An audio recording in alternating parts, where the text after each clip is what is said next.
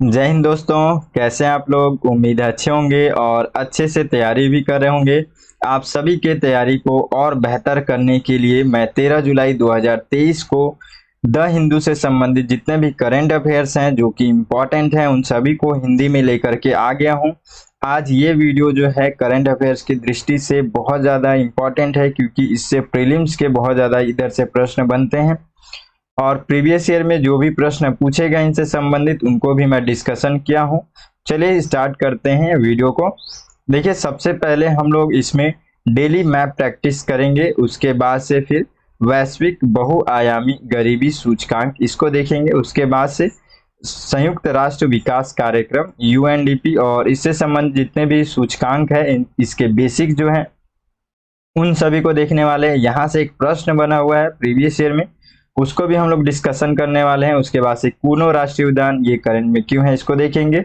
उसके बाद से आर्कस क्लाउड सेल्फ क्लाउड ये क्या है इसके बारे में समझेंगे। उसके बाद से जीएसटी काउंसिल की ये 50वीं बैठक अभी हुई है तो उससे उसमें क्या खास बातें हैं उसको देखने वाले हैं और इसके बेसिक चीज़ों को समझेंगे। उसके बाद से चुनाव बॉन्ड इसकी भी बेसिक चीज़ों को हम लोग समझने वाले हैं। चलिए शुरू करते हैं और सबसे पहले हम लोग मैप प्रैक्टिस करते हैं। देखिए, इसमें हम लोग आज ये अफ्रीका महाद्वीप के बारे में इसमें पढ़ने वाले हैं। आप नॉर्मली आप देख रहे हैं कि अगर पूरे वर्ल्ड लेवल पे तो आपको अफ्रीका यहाँ पर दिखेगा।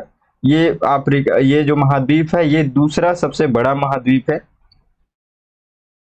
और आप यहाँ पे देखते हैं कि इसके उत्तरी क्षेत्र में आप यहाँ पे यूरोप देखेंगे, यूरोप महाद्वीप है और इसके उत्तर पूर्वी क्षेत्र में आपको एशिया महाद्वीप दिखेगा। यहाँ पे आप देखते हैं तो पूर्व दक्षिण पूर्व में ऑस्ट्रेलिया दिखेगा, इसके पश्चिमी क्षेत्र में साउथ अमेरिका और यहाँ पे आप देखते हैं कि उत्तर उत्तर पश्चिमी क्षेत्र में आपको नॉर्थ अमेरिका दिखेगा। तो इस तरीके से हम लोग नॉर्मली चीजें ही देखने वाले हैं इसमें। और देखिए, अफ्रीका महाद्वीप से संबंधित जो भी खास बातें हैं, जो ज्यादातर प्रश्न जहाँ से बनते हैं वही देखने वाले हैं क्योंकि इसमें बहुत सारी चीजें हैं पढ़ने के लिए।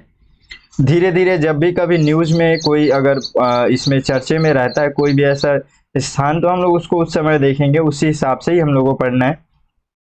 आप देखेंगे कि मैप से संबंधित प्रश्न अगर पूछे जाते हैं तो यहाँ से आपको दिखेगा कि जैसे ये रेखाएं हैं, यहाँ पे ये महाद्वीप में तीनों रेखाएं अलग अलग ये जो रेखाएं हैं सभी गुजरते हैं। तो इनको हम लोग समझेंगे कौन कौन से देश से गुजर रहे हैं। प्लस यहाँ पे आपको नील नील नदी जो दिखेगा इसके लिए ये ज़्यादा इम्पोर्टेंट हो जाता है तो हम लोग इसको देखने वाले हैं। और कुछ खास बातें भी इसमें साहेल रीजन क्या है उसको भी देखने वाले, ये बहुत ज़्यादा भी न्यूज में है। तो चलिए सबसे पहले हम लोग इसको थोड़ा देख लेते हैं। बेसिक जो बाहरी क्षेत्र है, जो बॉर्डर क्षेत्र है महाद्वीप का, उसको देखते हैं। देखिए, सबसे पहले यहाँ पे अफ्रीका महाद्वीप के उत्तरी क्षेत्र में आप देखेंगे यहाँ पे मेडिटेरियन सी दिखेगा आपको। उसके बाद से आप अगर इसके पश्चिमी क्षेत्र में जाते हैं तो आपको पूरा ये यहाँ पे अटलांटिक महासागर का ये पूरा बॉर्डर आपको दिखेगा इधर से। और वही आप अगर यहाँ पे इसके पूर्वी क्षेत्र में जाते हैं तो इधर पूरा आपको इंडियन ओशियन दिखेगा, इससे इसका बॉर्डर रहता है। और आप यहाँ पे देखेंगे कि ये मेडागास्कर है, मेडागास्कर और ये मेडागास्कर जो है वो भी अफ्रीका महाद्वीप के अंतर्गत ही आता है। लेकिन मेडागास्कर और यहाँ पे मोजाम्बिक जो है मोजाम्बिक चैनल इसके बीच में है। तो ये बीच में जो चैनल है उसको यहाँ से इस तरीके से प्रश्न बनता है, तो थोड़ा इसको ध्यान रखेंगे कि ये किसके बीच में है, मोजाम्बिक और मेडागास्कर के बीच में है। फिर थोड़ा सा और आगे जाते हैं तो यहाँ पे आपको दिखेगा गल्फ ऑफ आडेन, ठीक है। ये आपको दिखेगा सोमालिया के ये पूरा बॉर्डर में ये मिलता है। उसके बाद से आगे जाएंगे तो आपको यहाँ पे इस क्षेत्र में यहाँ पर रेड सी दिखेगा और रेड सी आप देखते हैं यहाँ पे जिबूती पड़ता है, इट्रिया पड़ता है, ये इजिप्ट पड़ता है, तो ये वाला क्षेत्र में है ये। अब हम लोग देखेंगे यहाँ पे कि ये जो नदी है, नदी को देखने वाले हैं। प्लस ये जो विक्टोरिया लेक है बहुत ज़्यादा इम्पोर्टेंट है ये, तो इसको देखेंगे। नॉर्मली साधारण तरीके से हमारे लिए प्रश्न यही बन सकता है यहाँ से कि ये कौन कौन से देश में फैला हुआ है। तो आप देखिए यहाँ पे ये जो लेक है आपको यहाँ दिखेगा ये केन्या, फिर आपको दिखेगा ये पहले तंजानिया दिखेगा, ये तंजानिया का यहाँ से बॉर्डर आपको दिखेगा, इसमें ये टच हो रहा है, इसके अंतर्गत है। उसके बाद से केन्या और केन्या के बाद से युगांडा। तो ये 3 देशों में फैला हुआ है। कौन कौन सा है?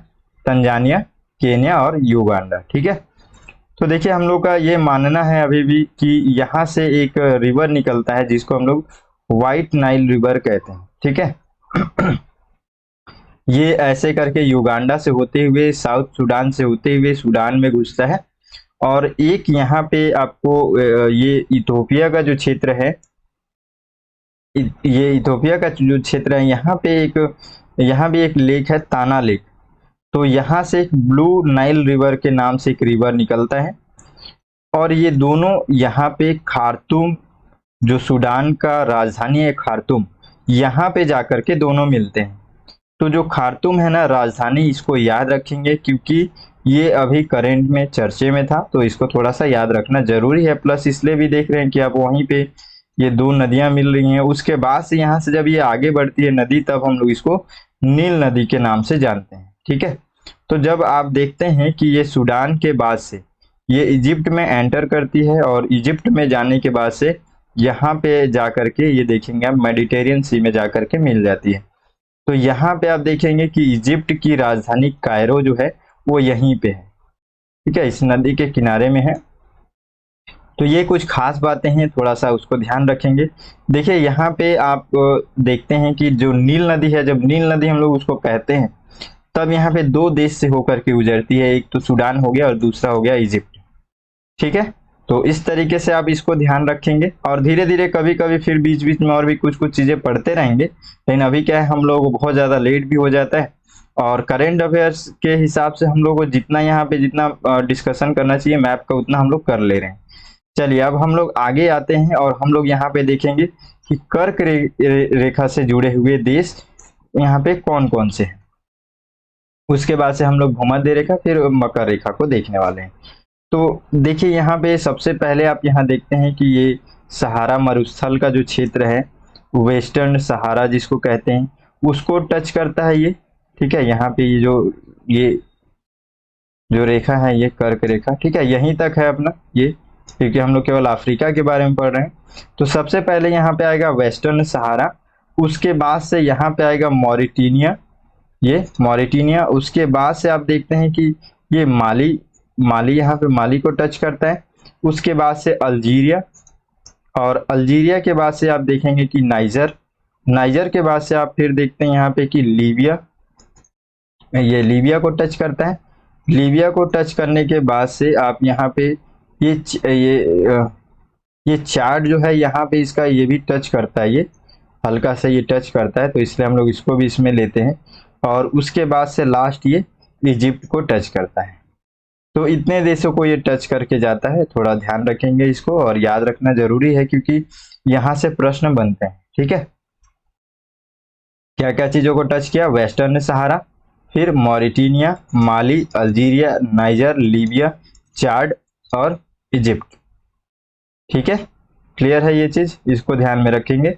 आप अगर अभी साथ में पढ़ रहे हैं तो एक मैप में नॉर्मल ऐसे नाम लिख लेंगे, है ना, मतलब इस तरीके से एक लकीर बना करके, और वहां पे एक ऐसे गोला कर दिया, वहां नाम लिख दिया वेस्टर्न सहारा, इस तरीके से लिख करके भी आप बना सकते हैं याद रखने के लिए। अब हम लोग देखेंगे कि ये जो इक्वेटर है, भूमध्य सागर है, यहाँ से कौन कौन से जो देश है, मतलब वो ये रेखा जो है कौन कौन से देश से होकर के गुजरती है। तो ये वाला क्षेत्र है, यहाँ पे ये वाला क्षेत्र है। तो इसी क्षेत्र में हम लोग देखने वाले हैं इसको। तो देखिए सबसे पहले आपको दिखेगा यहाँ पे गैबोन। ठीक है, ये वाला, ये गैबोन का क्षेत्र ये दिखेगा। उसके बाद से आपको दिखेगा ये कॉन्गो, तो कॉन्गो से होकर के गुजरती है। उसके बाद से आपको दिखेगा यहाँ पे democratic Republic of the Congo, यहाँ पे एक और ये अलग से ये नाम है, ये भी देश है तो ये भी दिखेगा। उसके बाद से आपको युगांडा, ये जो युगांडा का जो क्षेत्र है ना, वो यहाँ तक पूरा फैला हुआ है, तो युगांडा इसमें आएगा। युगांडा के बाद से आपको दिखेगा केन्या, और केन्या के बाद से दिखेगा राजधानी, ये सॉरी तंजानिया। ठीक है, तो इस तरीके से ये भूमध्य रेखा से टच होने वाले जितने भी देश हैं यहाँ पे वो हो गए। उसके बाद से हम लोग मकर रेखा से देखते हैं कि मकर रेखा से कौन कौन से देश जो हैं वो टच होते हैं।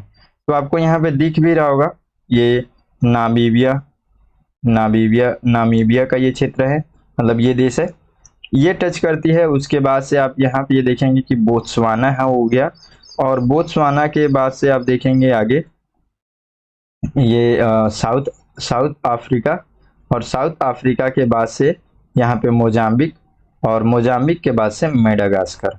ये जो मेडागास्कर है ये भी अफ्रीका महाद्वीप के अंतर्गत ही आता है।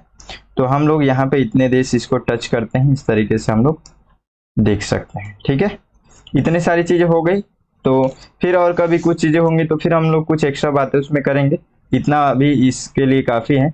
देखिए एक चीज और है यहाँ पे कि साहेल रीजन करके ये एक बहुत ज्यादा चर्चे में है ये, है ना। तो ये थोड़ा सा इसको ध्यान रखेंगे। इस तरीके से प्रश्न बनता है, साहेल रीजन निम्नलिखित में से किसको संदर्भित करता है, किस क्षेत्र को संदर्भित करता है, या न्यूज में क्यों है। तो ये जो साहेल रीजन है ना, ये आप यहाँ पे देख रहे होंगे कि ये पूरा येलो का एक रिवर टाइप का ये जो क्षेत्र है, ये जो बना हुआ है बीच में, ठीक है, ये अफ्रीका का यही वाला क्षेत्र है।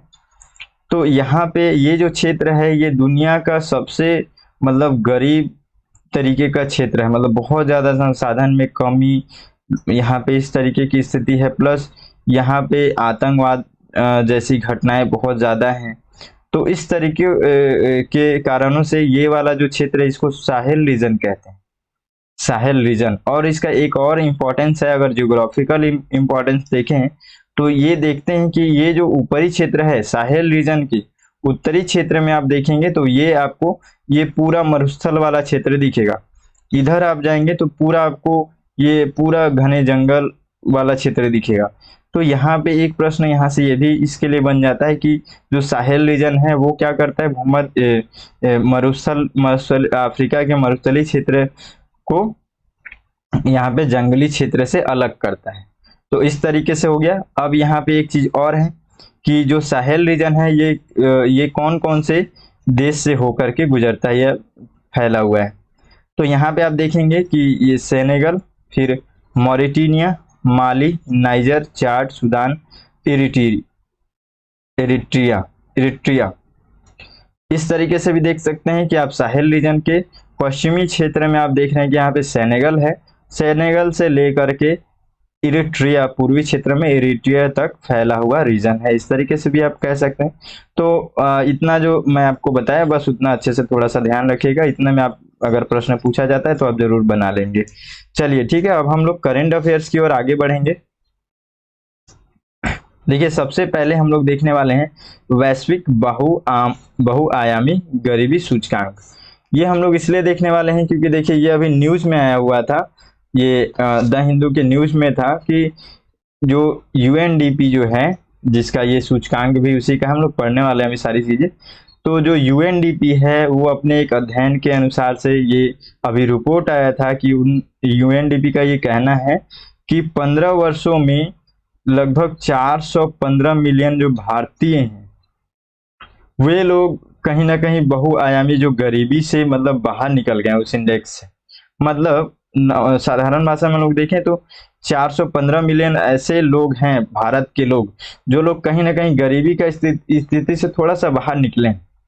तो ये इस तरीके की बातें की जा रही हैं इसमें। ठीक है, देखिए हम लोग सबसे पहले अब इसका बेसिक चीजों को भी देखते हैं कि इसमें जो ये बहुआयामी गरीबी सूचकांक है ये क्या है, क्योंकि यहाँ से एक प्रश्न बना हुआ है, हम लोग प्रश्न भी डिस्कस करेंगे।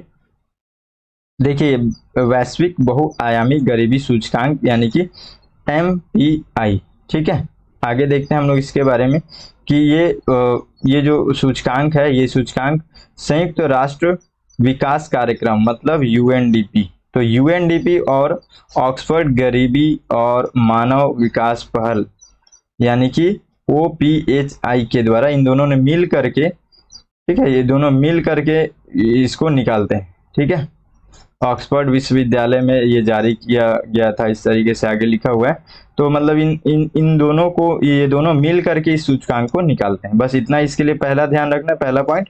उसके बाद से देखिए आगे आएंगे तो MPI जो है वो स्वास्थ्य, शिक्षा और जीवन स्तर के जीवन स्तर में व्याप्त 10 संकेतकों में अभाव की निगरानी करता है और इसमें गरीबी की घटना और तीव्रता दोनों शामिल है। मतलब हम लोग यहाँ पे ये देखेंगे कि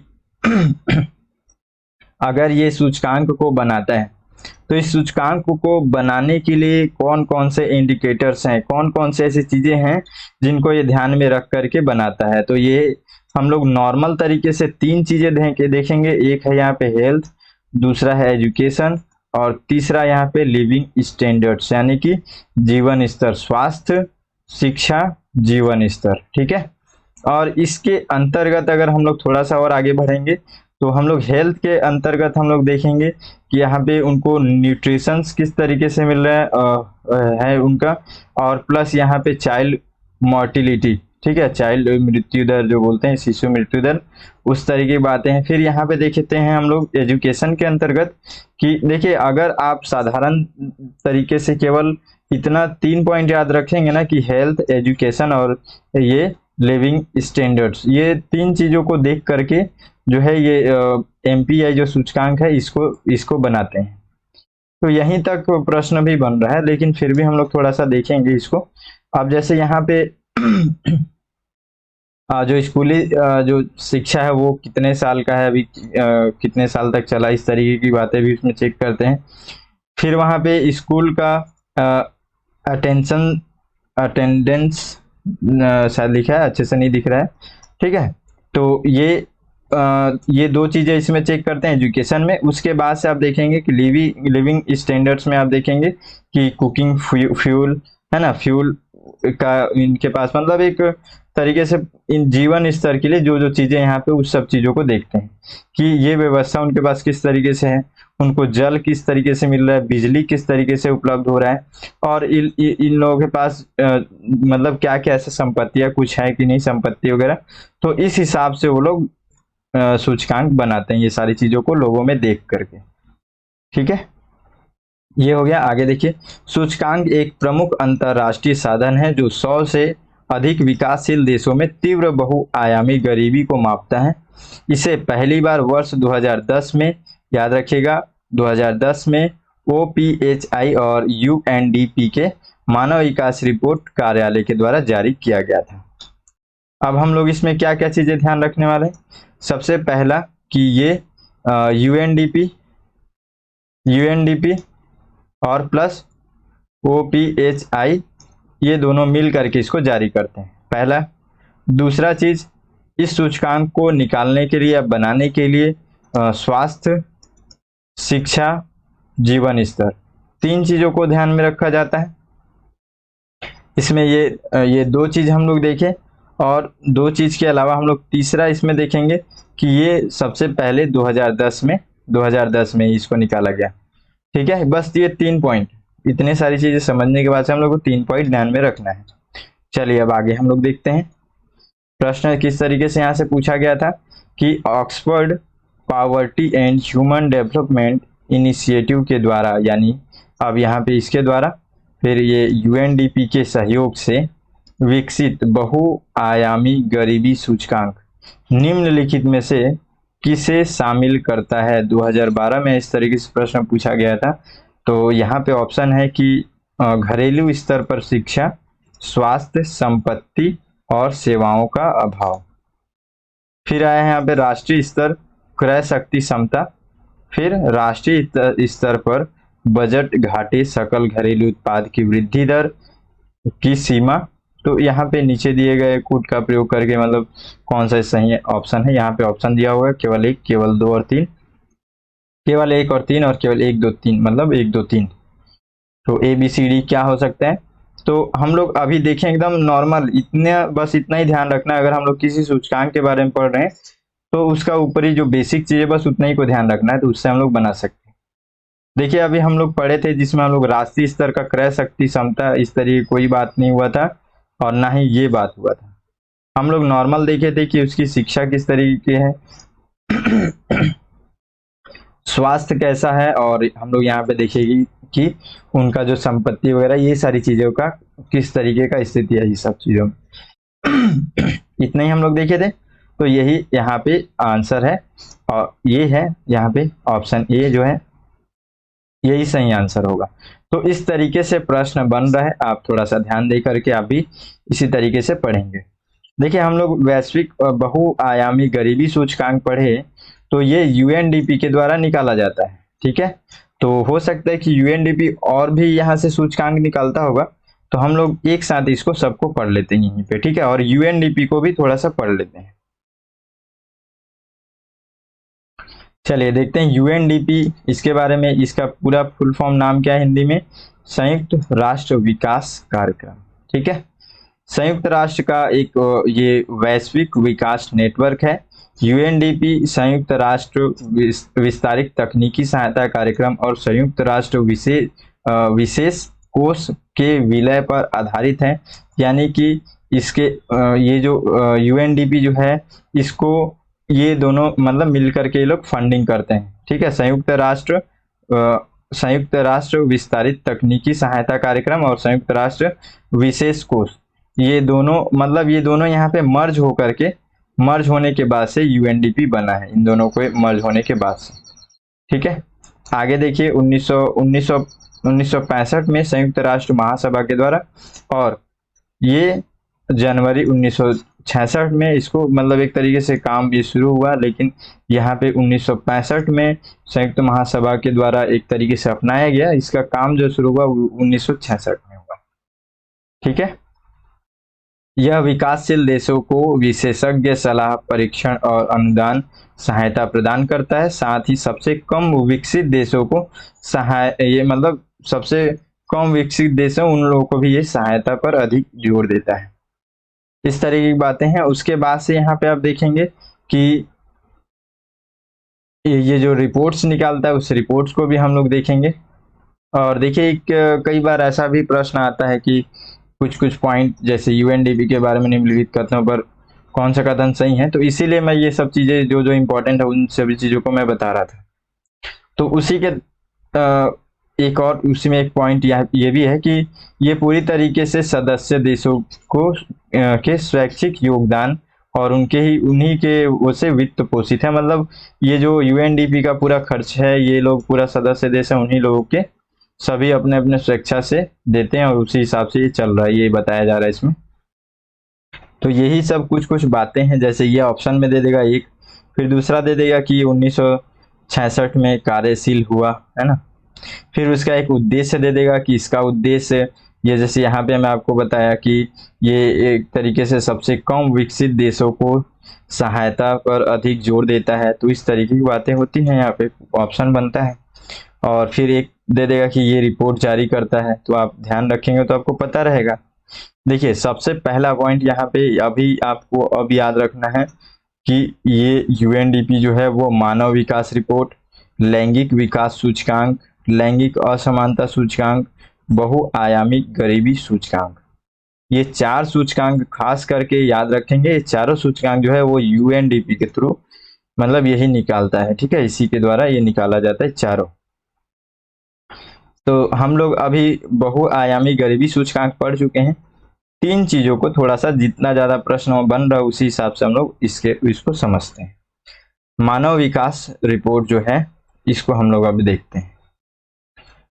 मानव विकास रिपोर्ट ये संयुक्त राष्ट्र विकास कार्यक्रम यूएनडीपी के मानव विकास रिपोर्ट कार्यालय के द्वारा प्रकाशित एक वार्षिक रिपोर्ट है। ये इसमें क्या देखा जाता है, तो जीवन प्रत्याशा, शिक्षा, प्रति व्यक्ति आय, ये ऊपरी रूप से इस तरीके से देखा जाता है इसमें।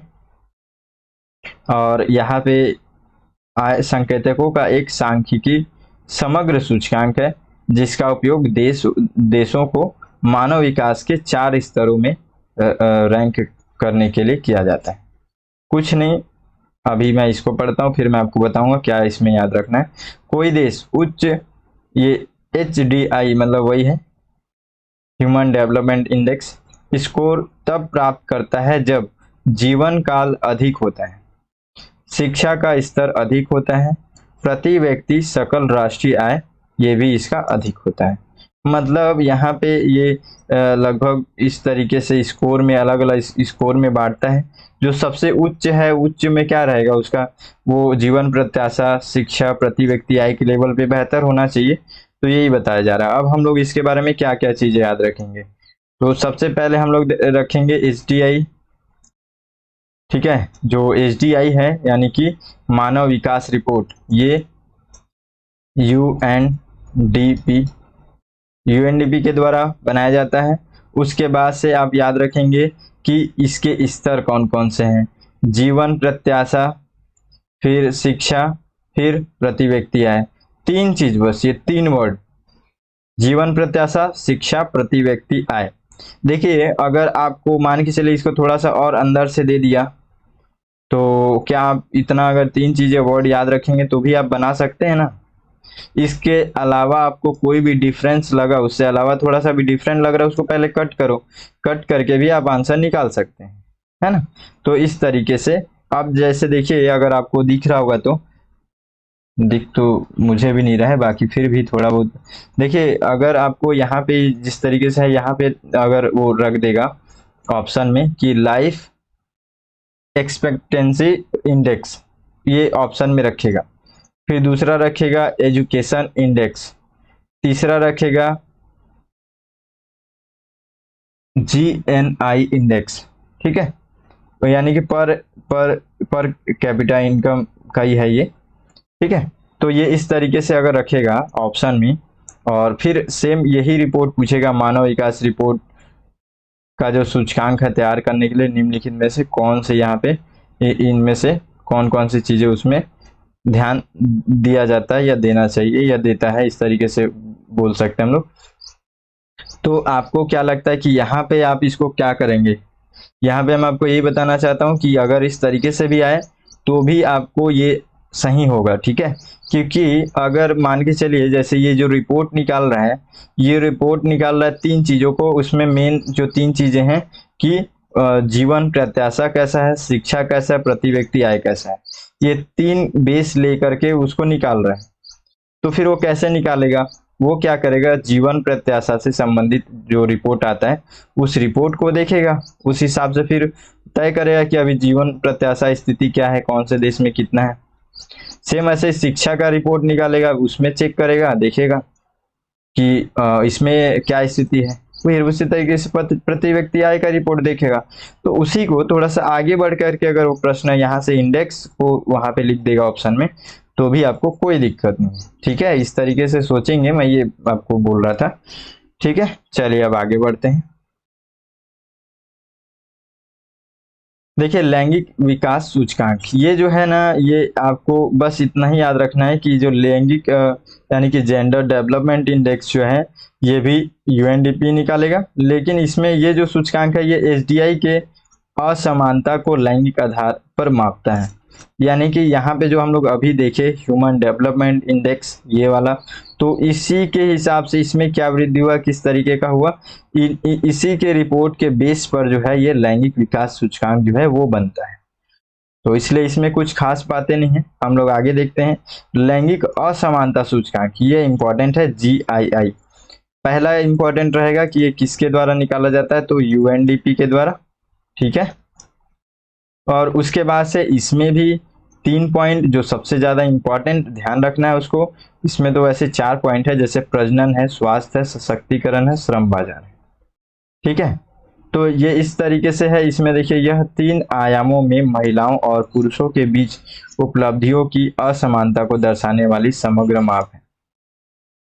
तो यहाँ पे आप बोल मतलब इस तरीके से बोल सकते हैं कि यहाँ पे कौन कौन से ऐसे सूचकांक यहाँ पे लिए जाते हैं, है ना। तो इसमें आप देखेंगे सूचकांक के लिए क्या क्या लिया गया, इसमें प्रजनन, स्वास्थ्य, सशक्तिकरण, श्रम बाजार। तो ये 4 चीजों को याद रखेंगे लैंगिक असमानता सूचकांक के लिए। इसको बनाने के लिए 4 चीजें देखी जाती हैं लोगों में, प्रजनन, फिर स्वास्थ्य, सशक्तिकरण, श्रम बाजार, ठीक है। क्या क्या चीजें याद रखेंगे इसमें? 3 पॉइंट। पहला यूएनडीपी के द्वारा निकाला जाएगा, इसमें ये मतलब निकाला जाता है, और फिर उसके बाद से ये जो यहाँ पे जो प्रजनन, स्वास्थ्य, सशक्तिकरण, श्रम बाजार, ये इसके लिए, और ये महिलाओं और पुरुषों के बीच की जो असमानता है वो चेक करता है। तो ये 3 चीजें याद रखिएगा। चलिए अब आगे देखते हैं, ये कंप्लीट हो गया। अब ये कोनू राष्ट्रीय उद्यान, ये इसलिए अभी न्यूज में है क्योंकि आप देखेंगे कि यहाँ पे लगातार चीता वगैरह का यहाँ पे एक तरीके से वो यहाँ पे मतलब वहाँ पे रखा जा रहा था उनको। ये है यहाँ पे मैप अगर देखेंगे कूनो नेशनल पार्क, ये एमपी में है, मध्य प्रदेश में है। तो यहाँ पे आपको अभी न्यूज में आया है कि यहाँ पे रखा हुआ जो चीता है वो मतलब मर गया है, तो यहाँ पे इसलिए थोड़ा न्यूज में है। तो हम लोगों को इसके बेसिक चीज़ों को पहले पढ़ना है, समझना है, क्योंकि अब ये नेशनल पार्क कहीं ना कहीं न्यूज में आ गया है, प्लस चीता जो न्यूज में आ गया है, तो हम लोग उसके बारे में भी पढ़ना पड़ेगा। चलिए पढ़ते हैं। राष्ट्रीय उद्यान ये क्या है, मध्य प्रदेश में कहाँ है, श्योपुर जिले में विंध्य पहाड़ियों के पास स्थित है। विंध्य पहाड़ियों के पास स्थित है, याद रखिएगा। वन्य, ये पहले वन्य जीव अभयारण्य के रूप में स्थापित था, फिर 2018 में इसको जो है राष्ट्रीय उद्यान में बदल दिया गया। ठीक है। और जो ये कूनो जो नदी है, इसका नाम जो रखा गया ना कूनो नेशनल पार्क, खास करके ये देखिए, इसमें पॉइंट याद रखिएगा कि जो कूनो नदी है वो चंबल नदी की मुख्य सहायक नदी में से एक है, और इसी के नाम पर इसका नाम रखा गया, क्योंकि ये जो है ये नेशनल पार्क को बीच से इसको काटती है। ठीक है। कूनो मुख्य रूप से एक घास का मैदान क्षेत्र है। ठीक है, मतलब इधर का जो क्षेत्र है यहाँ पे एक कूनो नदी बहती है, जिसके ये बीच में क्या है, जो कूनो नेशनल पार्क है वो स्थित है, और ये एक तरीके से घास वाला मैदान क्षेत्र है, इस टाइप का मैदानी क्षेत्र है। ठीक है, आगे देखते हैं और इसके बारे में क्या क्या बातें हैं। पार्क की स्थलाकृति में विशाल घास के मैदान, पहाड़ियाँ भी है, पठार, घुमावदार नदियाँ शामिल है। यह मालवा पठार बुंदेलखंड की ऊपरी इलाकों के बीच संक्रमणकालीन क्षेत्र है। इसमें बुंदेलखंड आएगा, मालवा का पठार, और बुंदेलखंड के ऊपरी इलाकों के बीच में है ये। ठीक है, संक्रमणकालीन क्षेत्र है, जिसे परिणाम स्वरूप विंध्य पारिस्थितिकी तंत्र और वनस्पतियों और जीवों की एक विस्तृत विविधता है। और यहाँ पे क्या क्या चीजें पाई जाती हैं, तो सागौन, साज, तेंदू, सलाई, बांस शामिल है। देख सकते हैं यहाँ पे सागौन है, तेंदू है, बांस है। उसके बाद से आगे देखते हैं। नेशनल पार्क में उष्ण कटिबंधीय जलवायु का अनुभव होता है, जिसमें गर्म ग्रीष्मकाल और मध्य मध्य सर्दियां होती हैं। ठीक है। पार्क की वनस्पति विभिन्न क्षेत्रों में विभिन्न होती है, जिसमें शुष्क पर्णपाती वन, मिश्रित वन, खुले घास के मैदान शामिल होते हैं। मतलब ये चीजें मैं इसलिए पढ़ा रहा हूँ, ये नॉर्मल चीजें नहीं है, ये इस तरीके से प्रश्न बनता है, फिर उस समय हम लोगों को समझ में नहीं आता है। देखिए मैं आपको अभी प्रश्न बता रहा हूँ।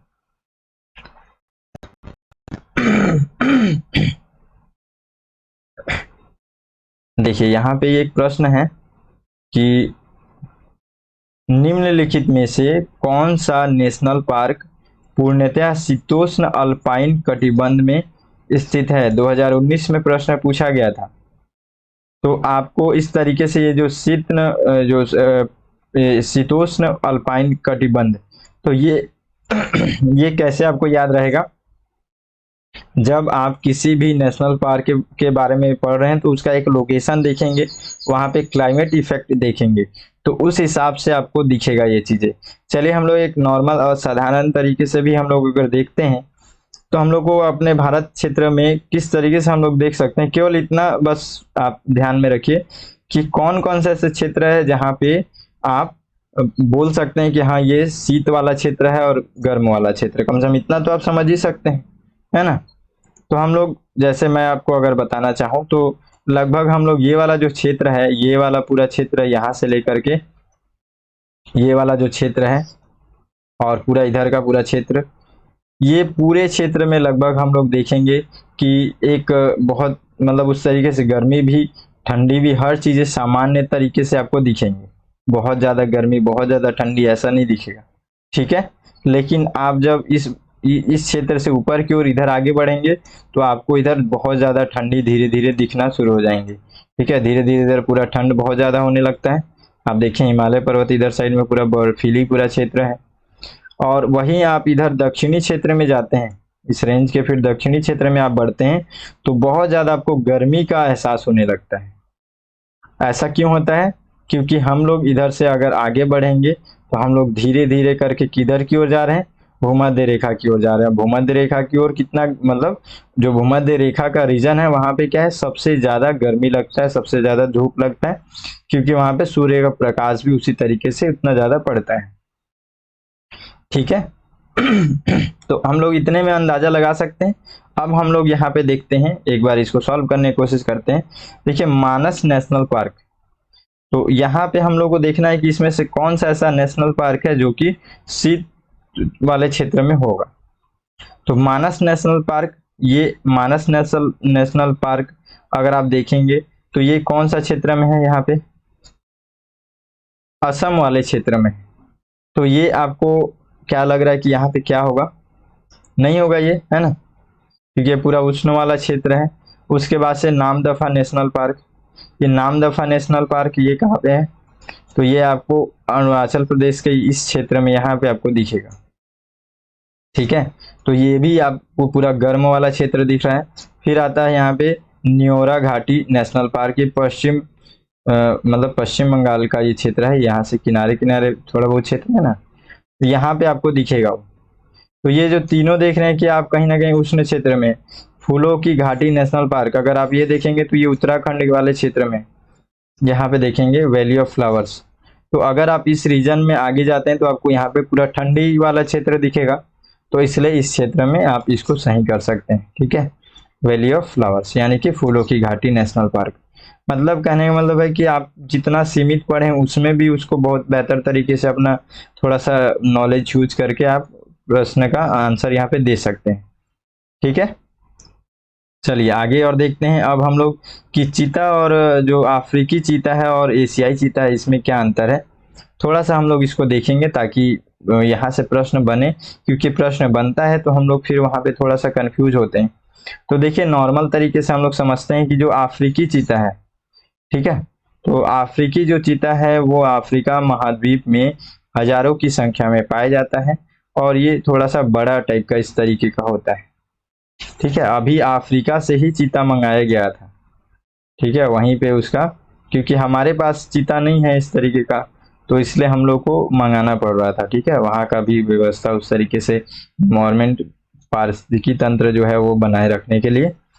उसके बाद से देखते हैं इसी के बारे में कि ये क्या होता है, थोड़ा सा बड़ा होता है, किसके मुकाबले में, एशियाई चीता के मुकाबले में थोड़ा सा बड़ा होता है। ठीक है, दूसरा उसकी ये त्वचा थोड़ी सी भूरी और सुनहरी होती है। आप यहाँ पे देख रहे हैं कि किस तरीके से भूरा है प्लस गोल्डन टाइप का सुनहरी, मतलब लोग ज्यादातर यहाँ पे गोल्डन को लेकर के चलते हैं। तो आपको चित्र भी यहाँ पे दिखा रहा हूँ, इसलिए उसको देखिए अच्छे से। उसके बाद से ये जो एशियाई चीता जो है उनकी तुलना में अधिक मोटी होती है। इनका आप देख रहे हैं इनका उस तरीके से आप देखें पूरा शरीर है ना, थोड़ा सा मोटा तरीके का इनका जो ये रहता है ना, मांसपेशियां वगैरह, और इनका थोड़ा पतला टाइप से दिख रहा है। अफ्रीकी चीतों की संख्या बहुत अधिक है, उन्हें IUCN के लिस्ट में संकटग्रस्त प्रजातियों की लाल सूची में कमजोर के रूप में रखा गया। मतलब बहुत ज्यादा ऐसा क्रिटिकल जैसा वर्ड यहाँ पे नहीं यूज है, नॉर्मल तरीके से है, क्योंकि इनकी संख्या अभी बहुत है अफ्रीका क्षेत्र में, इसलिए। ठीक है, अब यहाँ पे देखते हैं कि एशियाई चीता में क्या अंतर है। तो इसमें देखिए आप कि ये ईरान में यहाँ पे पाया जाता है, और 100 से भी अब लगभग इसका ये बहुत कम अभी ये बचे हुए हैं एशियाई जो चीता है। और ये अफ्रीका चीता से थोड़ा सा छोटे प्रकार के होते हैं साइज में, और इनके शरीर के नीचे विशेष रूप से पेट पर और अधिक यहाँ पे बहुत ज्यादा अधिक ये रोए वगैरह जो है ना, इन्हीं को बताया जा रहा है। और हल्के पीले भूरे रंग की त्वचा होती है, इस तरीके से आप देख रहे हैं, इस तरीके से की त्वचा होती है, प्लस ये इनकी जो मांसपेशियां थोड़ा सा पतली होती हैं त्वचा। ठीक है, अब आगे देखते हैं कि ये एशियाई चीतों का जनसंख्या आधार बहुत छोटा है, और इन्हें IUCN में संकटग्रस्त की प्रजातियों में लाल सूची में गंभीर रूप से लुप्त प्राय रखा गया है। तो इन दोनों में ये अंतर है, लुप्त प्राय। ठीक है, एक और चीज है इसमें एडिशनल याद रखेंगे कि चीता को वन्य जीव संरक्षण अधिनियम 1972 की अनुसूची 2 में सूचीबद्ध किया गया है। भले ही ये यह कानून बनने से बहुत पहले ही विलुप्त हो चुका था। ठीक है, तो इस तरीके से हम लोग थोड़ा सा ध्यान रखेंगे दोनों में अंतर खास करके, है ना। चलिए अब आगे देखते हैं हम लोग। यहाँ पे देखेंगे आर्कस क्लाउड या फिर सेल्फ क्लाउड, ये क्या है।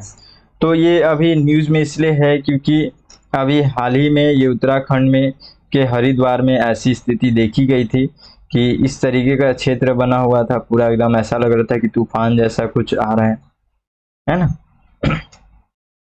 तो ये क्या है, तो ये बताया जा रहा है कि ये सेल्फ क्लाउड है या फिर आर्कस क्लाउड है। एक ही नाम है, मतलब ये दोनों एक ही नाम है। तो हम लोग देखते हैं इसके बारे में कुछ कुछ बातें। देखिए, सेल्फ क्लाउड एक विशेष प्रकार का निचला क्षैतिज बादल निर्माण है जिसमें ठोस बादलों की एक अलग रेखा होती है। जैसे ये रेखाएं अलग अलग बन रही है ना, तो इनका एक महत्व है। ठीक है, अलग अलग ठोस अलग रहेंगी, द्रव अलग, मतलब उस तरीके के बादल अलग रहेंगे, हल्के बादल अलग, भारी बादल अलग, उस तरीके की रहेंगी। देखिए आगे और हम लोग पहले पढ़ते हैं यहाँ पे। आर्कस क्लाउड अपनी असामान्य पच्चर के आकार की जो संरचना के लिए प्रसिद्ध है। मतलब हम लोग केवल ये समझें कि इनकी जो संरचनाएं हैं उनकी आकार की दृष्टि में थोड़ा सा असामान्य तरीके से रहते हैं, थोड़ा अलग तरीके से रहते हैं, अलग तरीके से मतलब दिखते हैं। ऐसा क्यों है, क्योंकि अभी मैं आपको बताऊंगा, पहले हम लोग इसको देखते हैं। और यह अक्सर तूफान के सामने वाले किनारे पर होता है और प्राथमिक बादल आधार के नीचे क्षैतिज रूप से फैला होता है। यानी कि ये जो क्षेत्र है ना, ये इसी क्षेत्र को यहाँ पे मेन यही क्षेत्र जो है, इसी को हम लोग सेल्फ क्लाउड कह रहे हैं। अब ये स्थिति क्यों बनता है, देखिए यहाँ पे, जब ठंडी हवा और घनी हवा जो है एक द्रव्यमान में गर्म वायु के द्रव्यमान के द्वारा संचालित होता है। मतलब यहाँ पे जो है ना, एक ही समय में जहाँ पे ठंडा और घना जो हवा है, जो हवा है वो क्या करता है, गर्म हवाओं से जब मिलता है ना, तब ऐसी स्थिति उत्पन्न होती है। यानी कि जब ठंडी हवाएं एक तरफ से आ रही हैं, घनी हवाएं भी आ रही हैं और एक तरफ से गर्म हवा भी आ रहा है, उसी के टकराव से फिर ये जो सेल्फ क्लाउड है ये बनता है। ठीक है, और यह घटना तब घटित होती है जब तूफान के बहाव के दौरान ठंडी हवा तेजी से नीचे आती है और नष्ट हो जाती है, जिससे एक शक्तिशाली झोंका सामने आता है। हम लोग को बस ये समझना था कि यहाँ पे ये जो सेल्फ क्लाउड है ये क्या है। तो सबसे मेन बात इसमें आपको ये याद रखना है कि एक जो ठंडी हवा और घनी हवाएं जो जो हैं, ये लोग गर्म हवाओं से मिलती हैं, तब ये ऐसी स्थिति बनती है। ठीक है, ये जो सेल्फ क्लाउड जो बनता है इसी के बाद बनता है। अब देखेंगे हम लोग यहाँ पे कि जीएसटी काउंसिल की जो 50वीं बैठक है, ये बैठक यहाँ पे बैठक में क्या बात हुआ और ये जीएसटी काउंसिल क्या, सब सारी चीजों को हम लोग देखने वाला है अभी इसमें।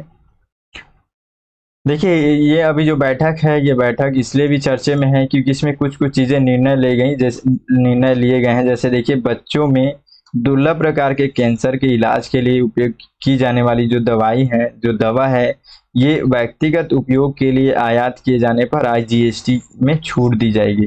तो ये एक अभी यहाँ पे जीएसटी काउंसिल का फैसला है कि जो भी दुर्लभ जो दवाएं हैं, वो जो इंपोर्ट किए जाते हैं विदेशों से, उनमें हम लोग टैक्स नहीं लगाएंगे। जिससे क्या होगा, जिससे ये होगा कि पीड़ित को भी अब वो टैक्स में छूट मिल रहा है, तो कहीं ना कहीं उसको भी जो दवाई लेना है उसमें भी उसको उतना कट करके मिलेगा, कम पेमेंट करना पड़ेगा।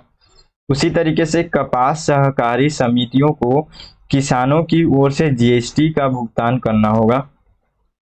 यानी कि अब जीएसटी इसमें लगेगा, प्लस लगने के बाद से मतलब लग ही रहा था, लेकिन कपास का जो मतलब जो कपास के जो किसान हैं उन पर नहीं लगेगा, ये लगेगा सहकारी समितियों पर, ये लोग पेमेंट करेंगे जीएसटी का। ठीक है, उसके बाद से खास करके ये चीजें याद रखेंगे, दो चीजें बहुत ज्यादातर ध्यान में रखेंगे। देखिए अभी ये कैसीनो, घुड़दौड़, ऑनलाइन गेमिंग, इन सभी पर 28% की यहाँ पे ये लोग टैक्स सभी लेने का प्लानिंग कर रहे हैं। ठीक है, उसके अलावा यहाँ पे इस तरीके की एक नियम भी यहाँ पे लेकर के आया जा रहा है कि जीएसटी अपीलीय न्यायाधिकरण, नियम, ठीक है, 2023 के अध्यक्ष और सदस्यों की नियुक्ति और सेवा शर्तों की विनियमन करने के लिए। तो ये जो नियम है ना, ये जो जीएसटी अपीलीय न्यायाधिकरण है, जिसके अंतर्गत आप देखते हैं कि जीएसटी से संबंधित जितने भी यहाँ पे उससे रिलेटेड कोई भी ऐसी विवाद है तो उसका निवारण किया जाता है। तो उसी के लिए यहाँ पे जीएसटी काउंसिल का भी ये प्लानिंग चल रहा है कि उसके लिए नियम 2023 लाया जाए, जिसके अंतर्गत अध्यक्ष, उसके सदस्य, उसमें क्या सेवा शर्तें हैं, उन सभी का निर्धारण हो उसमें। ठीक है, जो राष्ट्रीय मुनाफाखोरी विरोधी प्राधिकरण और अग्रिम निर्णय अपीलीय प्राधिकरण के द्वारा पारित आदेश के खिलाफ अपील सुनेंगे। ठीक है, मतलब बस यही चीजें यहाँ पे है कि एक इस तरीके का एक नियम लाया जाएगा, जीएसटी अपीलीय न्यायाधिकरण नियम 2023। तो इसी के बारे में अभी प्लान चल रहा है, और आगे कुछ आएगा तो हम लोग उसको और पढ़ेंगे। अब हम लोग थोड़ा सा देखते हैं जीएसटी काउंसिल के बारे में, उसके बेसिक चीजों को समझते हैं। फिर जीएसटी क्या, वो तो जान ही रहे, लेकिन फिर भी थोड़ा बहुत पढ़ेंगे हम लोग, नॉर्मली ऊपर तरीके से पढ़ेंगे हम लोग। देखिए, जो जीएसटी परिषद है वो केंद्र राज्यों की का एक संयुक्त मंच है। ऐसा क्यों बोला जा रहा है? क्योंकि देखिए यहाँ पे क्या है कि राष्ट्रपति के द्वारा संशोधित संविधान के अनुच्छेद 279, ठीक है, 279 ये एक के अनुसार यहाँ इसको स्थापित किया गया है। तो ये जो अनुच्छेद है इसको याद रखिएगा, ठीक है। अब उसके बाद से ये तो स्थापना हो गया। अब स्थापना होने के बाद से इसमें कौन कौन लोग सम्मिलित होते हैं? ठीक है, यहाँ पे देखिए, केंद्रीय वित्त मंत्री, उसके बाद से केंद्रीय राज्य मंत्री शामिल होते हैं इसमें। फिर प्रत्येक राज्य के वित्त या कराधान के प्रभारी मंत्री, किसी अन्य मंत्री को सदस्य के रूप में यहाँ पे नामित किया जाता है। तो यहाँ पे सभी ये राज्य के वित्त मंत्री भी इसमें आते हैं, तो इसीलिए ये सभी राज्य, केंद्र और राज्यों का एक संयुक्त मंच है। ठीक है, आगे देखिए इसमें कार्य क्या होता है। तो परिषद, यहाँ पे जो परिषद का जो कार्य है वो अनुच्छेद 289 के अनुसार यहाँ पे जीएसटी से संबंधित महत्वपूर्ण मुद्दों पर केंद्र राज्यों को सिफारिश करने के लिए, अभी जैसे कि वस्तु और सेवाओं पर जीएसटी मॉडल जीएसटी कानूनों के अधीन है या छूट दी जा सकती है, सारी चीजों पे विचार करना, ये जीएसटी के विभिन्न दर और स्लैब भी निर्णय लेता है। इसका मतलब क्या है? अभी आप देखिए एग्जाम्पल में कि अभी जो है ऑनलाइन गेमिंग पर भी 28% का अब जीएसटी लगेगा, है ना। तो ये निर्णय कौन लिया? ये निर्णय लिया जीएसटी काउंसिल। तो ऐसे निर्णय लेने के लिए भी जो है जीएसटी काउंसिल यही उत्तरदायी है, इन्हीं लोग ये सारी चीजें करते हैं। क्लियर है? उसके बाद से हम लोग देखते हैं वस्तु एवं सेवा कर, जीएसटी। नॉर्मल पढ़ते हैं इसको। जैसे जीएसटी हम लोग को पता है कि 101वें संविधान संशोधन अधिनियम 2016 में ये लाया गया था, और यह लाने के बाद से यह देश का सबसे बड़ा अप्रत्यक्ष कर सुधारों में से एक है, क्योंकि वन नेशन वन टैक्स इस तरीके की एक लोगों के साथ इसको लेकर के आया गया था। उसके बाद से जीएसटी में उत्पाद शुल्क, मूल्यवर्धित कर यानी कि वेट, और सेवा कर, विलासिता कर, सभी जितने भी अप्रत्यक्ष ये सब कर हैं इन सबको एक साथ मर्ज कर दिया गया। मर्ज करके वन नेशन वन टैक्स बनाया गया। जीएसटी कर के व्यापक प्रभाव या कर के भार को कम करता है जो अंतिम उपभोक्ता पर भारित होता है। आप जीएसटी देते हैं कि नहीं देते हैं? कमेंट करके बताइएगा एक बार, है ना। चलिए, लास्ट है अपना ये लास्ट टॉपिक है चुनावी बॉन्ड। अच्छे से समझिएगा, एक एक बात इसमें इंपॉर्टेंट है। ठीक है, सबसे पहले तो चुनावी जो बॉन्ड है वो क्या है। तो आप जितना भी आप अभी चुनाव देखते हैं, जितने भी दल हैं, राजनीतिक दल हैं, वो जो चुनाव करते हैं, तो चुनाव के लिए उनको यहाँ से फंड मिलता है। तो मतलब ये जो चुनावी बॉन्ड है, मतलब सामान्य जो जितने भी हम लोग भारत के नागरिक हैं वो लोग सभी उनको एक बॉन्ड देते हैं, मतलब बॉन्ड के हिसाब से उनको पैसा देते हैं, कहने का मतलब। देखिए कैसे होता है ये चुनावी बॉन्ड। तो सबसे पहला चीज, भारतीय स्टेट बैंक इसके लिए अधिकृत है, वही जारी करता है, और वहीं पे जाकर के आप उसको भुना सकते हैं। भुनाने का मतलब उसको वहां से पैसा निकाल सकते हैं। ठीक है, जो चुनावी बॉन्ड है वो 1,000 रुपए, 10,000, 1 लाख, 10 लाख, 1 करोड़ इस तरीके की दी जा सकती हैं। ठीक है, इनमें से जो भी आप जितना भी चाहें दे सकते हैं। ये बॉन्ड जारी करने की तारीख से केवल 15 दिन तक ही वैध रहता है। ठीक है, उसके बाद से यह जो बॉन्ड है ये पंजीकृत राजनीतिक पार्टी निर्दिष्ट खाते में ही प्रतिदेय है। मतलब इसमें केवल ऐसे यहाँ पे पंजीकृत राजनीतिक पार्टी रहेंगे, जो कि मैं अभी इसको बताने वाला हूँ कि जो पंजीकृत पार्टी कौन है, उन्हीं लोगों को केवल ये जो बॉन्ड है उन्हीं के लिए है, उन्हीं को केवल मिलेगा इसका लाभ। बॉन्ड किसी भी व्यक्ति के द्वारा जनवरी, अप्रैल, जुलाई, अक्टूबर महीने में, ठीक है, इन्हीं महीने के अंतर्गत जो है यहाँ पे 10 दिनों की अवधि के लिए यहाँ पे खरीदने के लिए उपलब्ध होता है। और ये केंद्र सरकार अपने हिसाब से जो डेट वगैरह है वो यहाँ पे डिसाइड वगैरह करती है, उसके बाद से होता है। ठीक है, आगे देखिए यहाँ पे बॉन्ड पर जो दाता का नाम वगैरह जो है वो सब कोई चीज उल्लेख नहीं होता, मतलब एक तरीके से गोपनीय होता है ये सब चीज। अब जैसे इसको अगर अभी तक आप नहीं समझ पाएंगे तो आप नॉर्मल साधारण भाषा में समझ सकते हैं कि जो राजनीतिक जितने भी दल हैं उन दल को फंड करते हैं सामान्य लोग, हर कोई, ताकि चुनाव हो सके। चुनाव के लिए एक तरीके से यहाँ पे सहायता करना, जिस तरीके से दान टाइप से वर्ड इसमें भी यूज किया जाता है ना। तो उस तरीके से ये सभी राजनीतिक पार्टी को अपने अपने हिसाब से जो जितना चाहता है वो करके देता है। ठीक है ना, तो उसी के बारे में यहाँ पे बताया जा रहा है। और वो कैसे देता है, वो पहले स्टेट बैंक से बॉन्ड खरीदता है, वही बॉन्ड, एक पत्र, ये पत्र आप देख रहे हैं यहाँ पे, ये इस तरीके से वो खरीदता है। इलेक्टोरल बॉन्ड यहाँ पे लिखा हुआ है SBI। तो ये अपने हिसाब से जितना रुपए बोलेगा उतना रुपए यहाँ पे एंटर होता है, उतने रुपए वो SBI को देता है। फिर SBI से ये जिस राजनीतिक दल को वो भेजा है उसके वो लेता है फिर जा करके। ठीक है, अब आगे देखते हैं इसमें। देखिए इसमें आप देखेंगे कि चुनावी बॉन्ड की खरीद के माध्यम से राजनीतिक दलों को 2,000 रुपए से कम का 20,000 रुपए से कम का योगदान देने वाले दाताओं को अपना पहचान विवरण जो है, पैन कार्ड जैसे ये सब देने की आवश्यकता नहीं होती है 20,000 से अगर कम दे रहे हैं तो। चुनावी बॉन्ड योजना का प्रमुख उद्देश्य है यहाँ पे भारत में चुनावी फंडिंग में पारदर्शिता लाना। जो उद्देश्य है वही लिखेंगे, उसी तरीके से समझेंगे उसको। सरकार ने इस योजना को कैशलेस डिजिटल अर्थव्यवस्था की ओर बढ़ रहे देश में चुनावी सुधार के रूप में वर्णित किया है। मतलब यहाँ पे आप अगर बॉन्ड लेंगे तो उसका जो भी पैसा है उसको देने के लिए या तो आप चेक देंगे या तो ऑनलाइन पेमेंट करेंगे, बस दो ही, कैश वगैरह कोई चीज यहाँ पे काम नहीं आएगा। तो इस तरीके से ऑप्शन में आता है कि ये जो चुनावी बॉन्ड है वो आप कैश में, ऑनलाइन, चेक में, सब में आप कर सकते हैं, ले सकते हैं उसको। तो बिल्कुल ऐसा नहीं ले सकते, केवल ऑनलाइन पेमेंट होता है, चेक से पेमेंट होता है।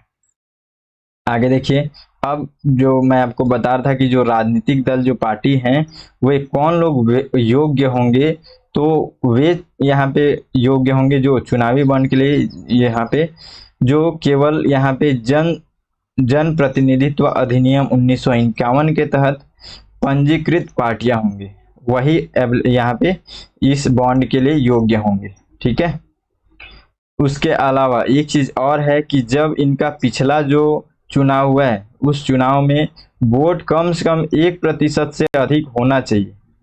अगर इससे कम रहेगा तो ये लोग रजिस्टर्ड ही नहीं होंगे इसमें, फिर वो लोग अवेलेबल मतलब नहीं होंगे बॉन्ड के लिए, मतलब यहाँ पे वो लोग एलिजिबल नहीं हो पाएंगे। 1% से अधिक उनको वोट मिलना चाहिए पिछला जो चुनाव हुआ था उसमें।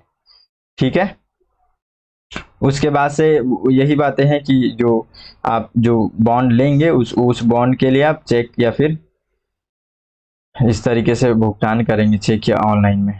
ठीक है ना, तो इस तरीके से हम लोगों ने जो है पूरा आज का करंट अफेयर्स देख लिया है। और देखिए चैनल आपको लगातार आपके लिए पूर्ण रूप से ये समर्पित है मेरा करंट अफेयर्स के लिए। तो आप लोग भी लगातार, एक छोटा सा टारगेट है 1K का, बहुत छोटा सा टारगेट है, तो इसको आप लोग कंप्लीट कराने में हेल्प कर सकते हैं। लाइक ज़रूर कीजिएगा ताकि उससे थोड़ा सा मोटिवेशन मिले और बेहतर करने के लिए। ठीक है, चैनल को सब्सक्राइब करके बेल आइकन दबा लीजिएगा ताकि आपको डेली का डेली जो करंट अफेयर्स है उसमें आपका कोई भी गैप ना हो, आप अच्छे से तैयारी कर सकें। मिलते हैं फिर अगले वीडियो में, तब तक के लिए जय हिंद।